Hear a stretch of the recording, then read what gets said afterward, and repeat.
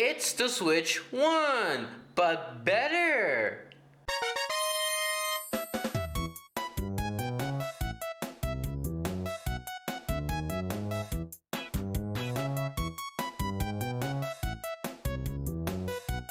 Jokes aside, this thing is an amazing piece of hardware, and it's definitely worth owning.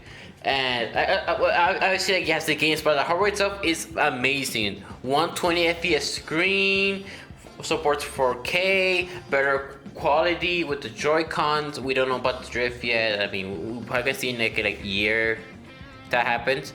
Mouse controls, dual mouses. That's pretty cool, and you can see more of that. Obviously, hopefully more games take advantage of dual mouses. Very good backwards compatibility. Free upgrades to like previous Nintendo games like Odyssey, ARMS, the two Top Town Soda games. Game share is cool feature. It gives like a use to like the old Switch 1 as well. And like the old Switch 1 controllers work on the new system without any issues. Obviously, the Joy-Cons don't charge. So I mean, it still gives you like a use for like the old Switch if you don't have like a charging dock for it.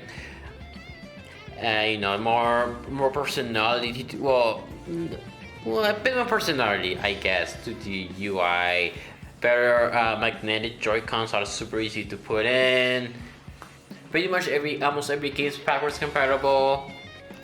Very nice screen. Okay, so I did talk about the positives, right? Let's talk about like a bit of the divisive or like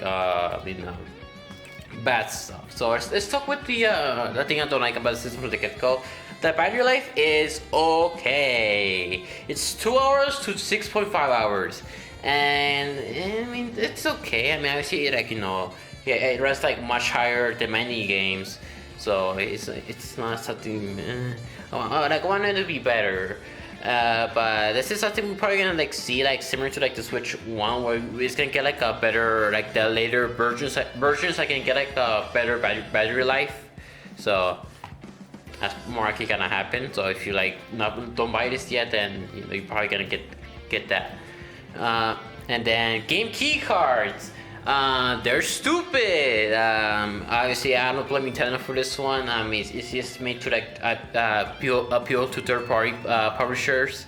I mean, obviously there are some exceptions like Cyberpunk, Room Factory, and I've seen like Team Ex Machina to have the games in the cartridge. I can't forget about Nintendo. I mean, I'm gonna give this game like a lot of slack, but not in the slack that like it's actually in the cart. I have footage of me like opening it and like putting it in the Switch itself, so that's good. That's good to see that Nintendo still like cares about physical, even though like other companies don't. I mean, at least it's doing game key cards, and at least they're being honest about it. If you don't like game key cards, don't buy them. All right. So and I don't have them. I'm not buying it. I'm not wasting my money. And what else? Welcome Tour, actually. I heard good things about it. Well, it's not like wow, but it's solid for what it was. I mean, I did say that it's like a worse and better one to Switch. Worse in the fact that it's like a kind of a tutorial type of thing, more like a quiz as well. You still have some games, and like, it's probably better than like one to Switch, and it's like $10. It's probably gonna give you a feeling if you ever play a game like that. It should be included with the Switch 2 from the get-go, which I understand. And I mean, it's an easy skip. I say it's not that big of a deal. If you don't want anything else, don't buy it, dude. And then what else? Oh, the launch lineup.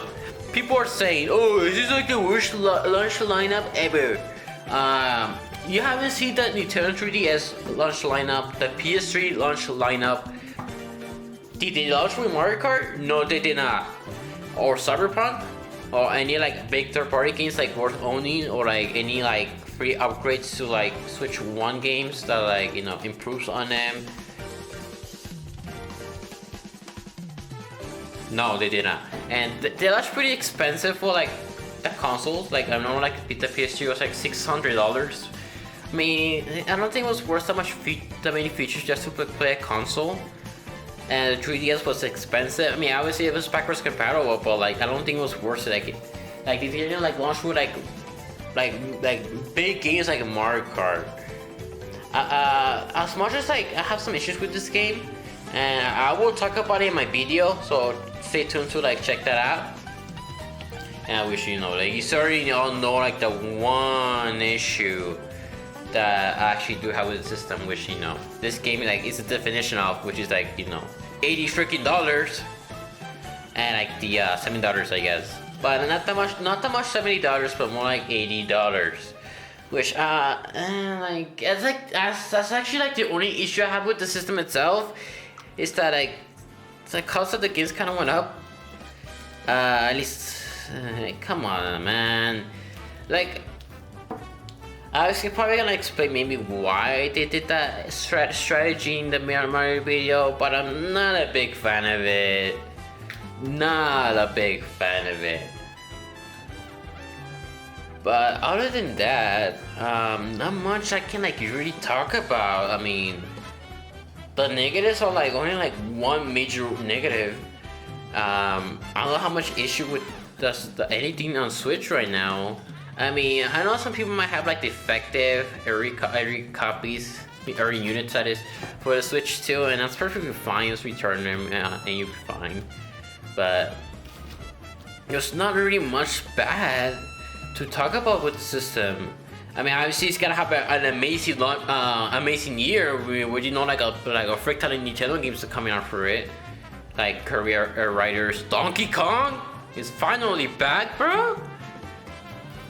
And I'm excited to see like the potential like beefed up Nintendo quality games like in 4K. I'm super excited to see that, and hopefully they continue into momentum from the Switch 1, like with in terms of quality, no draws during the you know, its lifetime, which the Switch 1 didn't even have. Which, yeah, it's actually pretty impressive that they did that.